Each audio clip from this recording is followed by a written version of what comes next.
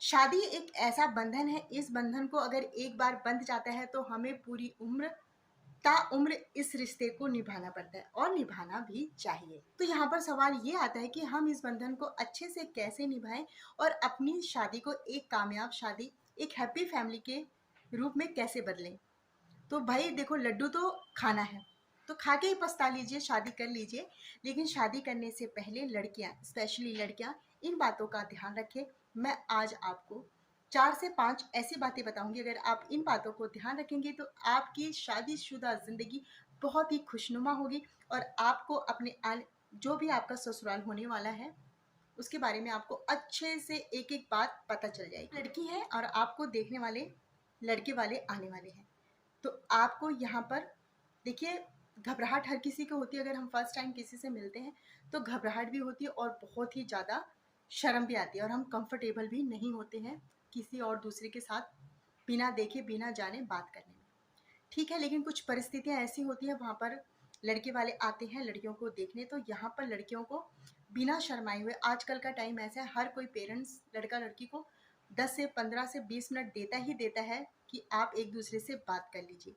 जब आपका ये वाला मोमेंट आता है ना कि अब लड़का और लड़की आप अकेले में बात कर लीजिए, तो आप यहाँ पर बिना शर्माए हुए, आपके दिल में, आपके मन में जो भी सवाल चल रहे हैं, उन बातों को आपको उस लड़की के साथ बिल्कुल अच्छे से क्लियर कर लेना चाहिए बिना शर्माए हुए।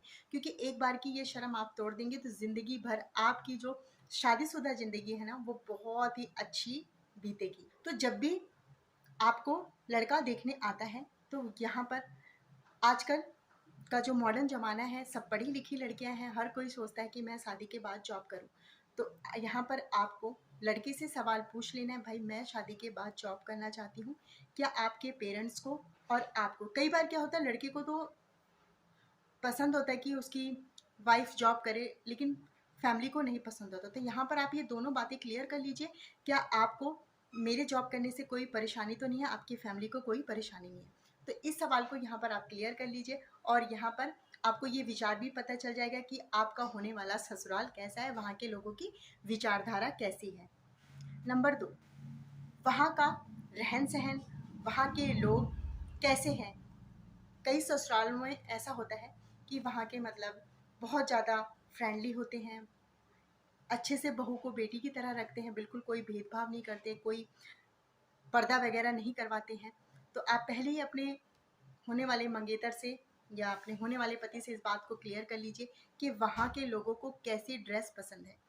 क्या वो साड़ी ही पसंद करते हैं, अपनी बहू को साड़ी में ही देखना चाहते हैं, या फिर सूट सलवार, या फिर वेस्टर्न कपड़े। भाई आजकल की लड़कियों को जीन्स और टॉप लोअर टी शर्ट पहनने की आदत होती है, वो उसी में अपने आप को कंफर्टेबल महसूस करती हैं। चीज़ को क्लियर कर लीजिए कि आपके ससुराल में किस तरह के कपड़े पहनने पसंद है। कई बार क्या होता है, हस्बैंड को लगता है ठीक है आप कुछ भी पहन सकती हैं, लेकिन परिवार वालों को पसंद नहीं होता है। तो यहाँ पर ये चीज़ आप क्लियर कर लीजिए कि आपके ससुराल वाले शादी के बाद आपको क्या पहनने देंगे। क्योंकि कहीं ऐसा ना हो कि आपके हस्बैंड आपको ना मना करें, आप कुछ भी पहने, लेकिन आपके सास ससुर को ना पसंद हो, आपकी फैमिली को ना पसंद हो। तो यहाँ पर इस चीज़ को यहाँ पर ही तुरंत ही क्लियर कर लीजिए, भाई वहाँ पर किस तरह के कपड़े अलाउड हैं और आप अपने मायके से किस तरीके के कपड़े ले जाएं। पहले से माइंड से प्रिपेयर हो जाइए कि मुझे वहाँ पर किस तरीके के कपड़े पहनने पड़ेंगे। अब बात यहाँ पर ये आती है कि कई लड़कियों को भाई जॉइंट फैमिली में रहना पसंद नहीं होता है। तो क्या शादी के बाद पूरी फैमिली साथ में रहने वाली है, या फिर आप अलग रह सकती हैं। अगर आपको एक साथ रहने में कंफर्टेबल लगता है तो कोई दिक्कत ही नहीं है, परिवार के साथ रहने से अच्छा तो कुछ भी नहीं होता है। लेकिन यहाँ पर अगर आपको लगता है कि भाई मैं परिवार फैमिली के साथ मैनेज नहीं कर सकती हूँ, मैं अलग रहना चाहती हूँ शादी के बाद, तो यहाँ पर ये बात भी आप लड़के से क्लियर कर सकती हैं। अगर आपकी पसंद नापसंद तुरंत ही पता चल जाए तो बहुत अच्छा है। शादी के बाद झगड़े लड़ाइयाँ करने से अच्छा, जो इतना अच्छा बंधन होता है जो हम पूरी उम्र निभाते हैं, उस बंधन की गांठ को पूरी तरीके से खोला जाए ना, बात डिवोर्स तक आ जाती है। भाई आज तक आजकल ऐसा ही हो रहा है। तो आप पहले इन चीज़ों को क्लियर कर लीजिए कि आप जॉइंट फैमिली में रहेंगे या फिर आप सेपरेट रहेंगे।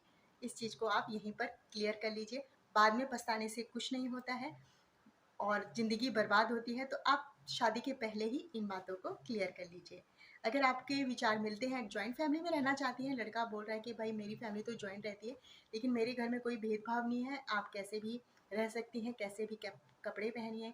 आप जॉब पे जाना चाहती हैं तो जॉब पे भी जाइए। तो इतनी अच्छी अगर आपको फैमिली मिल रही है तो बहुत अच्छी बात है। और अगर आपको सेपरेट ही रहना है तो यहाँ पर आप लड़के से क्लियर कर लीजिए और आपको अपनी जो पसंद नापसंद है वो बता दीजिए। अगर उसके घर में अलाउड होंगी वो चीज़ें तो वो आपको ज़रूर बताएगा कि भाई हमारी फैमिली में जॉइंट फैमिली में ही रहना पड़ेगा या फिर मैं आपको अलग सेपरेट लेके रह सकता हूँ। तो यहाँ पर आपकी ये दिक्कत भी दूर हो जाएगी और शादी के पहले ही आपको ये पता चल जाएगा, आप प्रिपेयर हो जाएंगे कि आपको कैसे रहना है शादी के बाद। और यहाँ पर आप लड़के को अपनी पसंद नापसंद और आपके अंदर अगर कोई कमियां भी हैं तो आप वो भी वहाँ पर क्लियर कर लीजिए।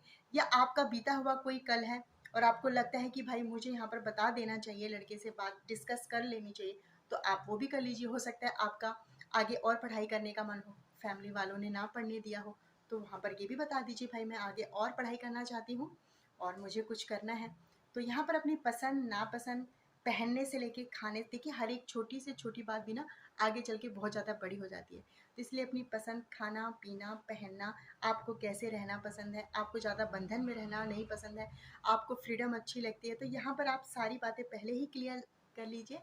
और आपकी जो आगे आने वाली ज़िंदगी है वो बहुत ही अच्छी बीतेगी अगर आप दोनों एक दूसरे को बहुत अच्छे से जान लेंगे।